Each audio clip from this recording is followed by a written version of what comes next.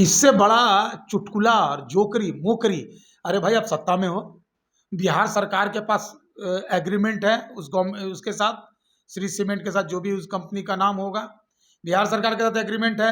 Underground water board से उसको clearance है, क्लियरेंस का सर्टिफिकेट मैंने आरटीआई से मांगा था, उसके पास है सर्टिफिकेट, ऐसा नहीं है कि नहीं है। अंडरग्राउंड वाटर बोर्ड से क्लियरेंस है।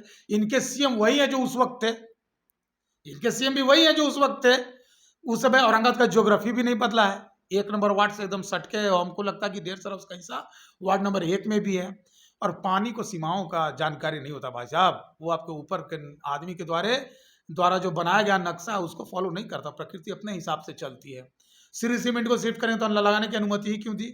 उस समय जिस समय हम लोग विरोध कर रहे थे, खास करके उस समय औरंगाबाद में आरजेडी के नेता लोग थे, हमसे बातचीत भी हुई थी, उन लोगों ने उस समय एक्शन नहीं लिया, उस समय तो मौज ले रहे थे।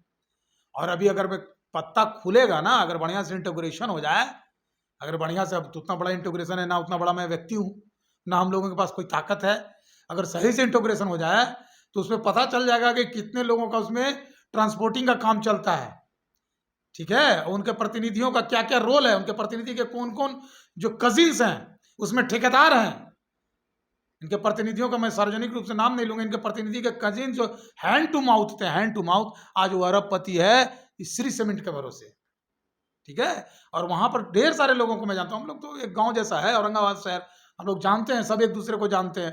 तो ये सब बताने का जोकराई नहीं करें, इन लोगों को फिर कुछ पैसा घाटा होगा, कुछ ले लेगा, कुछ कमा लेगा, और डीएम से कहने की क्या जरूरत है?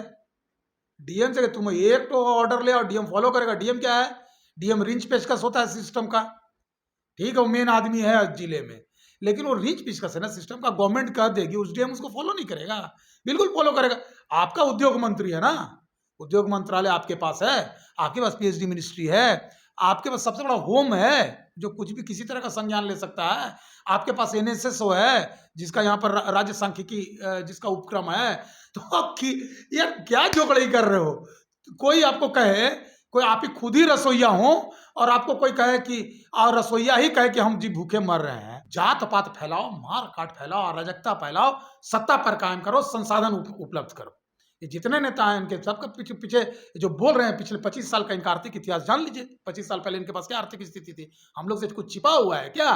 कोई छिपा हुआ नहीं हम लोगों से, लेकिन अभी लोग कर रहे हैं मोकरी और जोकरी, तो हम लोग को तो झेलना है। हम जब गए डीएम के पास प्रतिवेदन देने, तो पूरा समाज, मीडिया के माध्यम से पूरा समाज जान गया, क्यों सब लोगों ने नहीं कहा।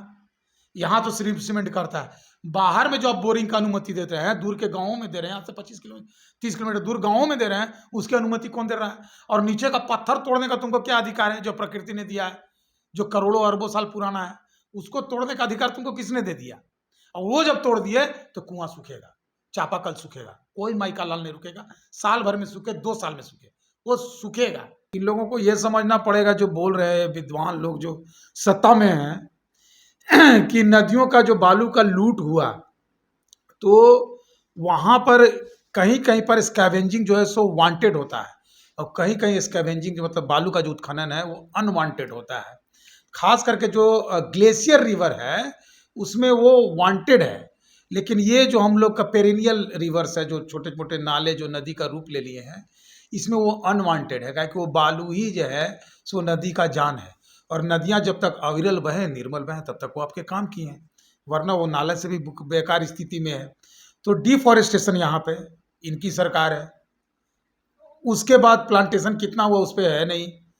उसके बाद अंडरग्राउंड, जब यहाँ पर मैं आंदोलन कर रहा था, आप लोगों को शायद याद होगा, उस समय आप पत्रकारिता संभवतः करने लगे थे, मैं अकेला बाल्टी लेकर घूमता था औरंगाबाद में, तो लोग मुझे कहते थे कि ऐसी पगला है। और उस समय पूरा मैंने मिट्टी का हड़िया पानी, अभी तो कुछ जगह बोरिंग हुआ है, बहुत सा बोरिंग फेल भी हुआ है, लेकिन बहुत सा बोरिंग हुआ है, तो ऐसा कोई वार्ड नहीं है जिसमें संपूर्ण वार्ड में पानी नहीं, ऐसा नहीं, लेकिन उस समय था। तो उस समय हमने कहा था कि अगर जैसे ही रॉक क्रस्ट आप तोड़ेंगे तो उसके पीछे जो पानी निकालेंगे वो 3 लाख साल 4 लाख साल पुराना पानी है, न्यूनतम 1.5 लाख साल पुराना पानी है। और उसमें जब बोर होगा तो जो सेमी सरफेसी वाटर है, धीरे धीरे 1-2 साल 3 साल 4 साल के क्रम में, जब नदी का जो कंटूर है उससे नीचे पर आप पत्थर तोड़ दीजिएगा, तो स्वाभाविक बात है कि नेचुरल ग्रेविटी से धीरे धीरे पानी सीपेज करेगा और अंडरग्राउंड वाटर जो है सो खत्म होगा। और कमोबश से सिर्फ नगर का बात नहीं, गांव में भी लोग अंधाधुन बोरिंग का पानी बह रहा है, हम सोन के किनारे कई गाँव में देखे हैं कि पानी बह रहा हो, बह के वापस सोन में जा रहा है। तो वो जो पानी बर्बाद हो रहा है वो तुरंत का पानी नहीं है, बहुत पुराना पानी है।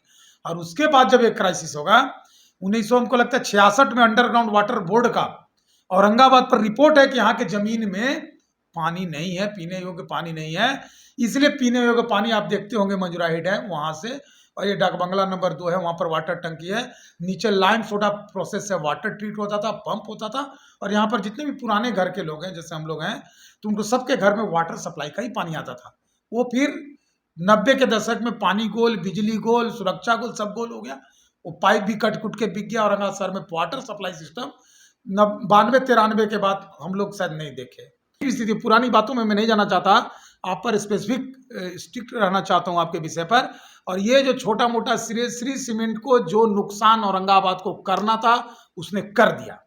उस समय नहीं रोका गया। उस समय का जो डीएम था एनके झा, ईश्वर को, औरंगाबाद के लोगों को ईश्वर की तरफ से उसको आह लगेगा, उसके खानदान को जरूर आह लगेगा जो अन्याय औरंगाबाद के साथ करके गया। मैं लड़ाई लड़ा, मैं आरटीआई से मांगा, मैंने डॉक्यूमेंट्स दिए, कई रिप्रेजेंटेशन दिए, पूरा कलेक्टेरिएट में जाकर सुखी हड़िया पटकवा दी। कलेक्टेरिएट के अधिकारी कलेक्टेरिएट छोड़ के भाग गए। लेकिन संपदा में इतनी ताकत है कि सृष्टि का सृष्टि समाप्त हो जाए, लोगों का लोभ समाप्त नहीं होता है।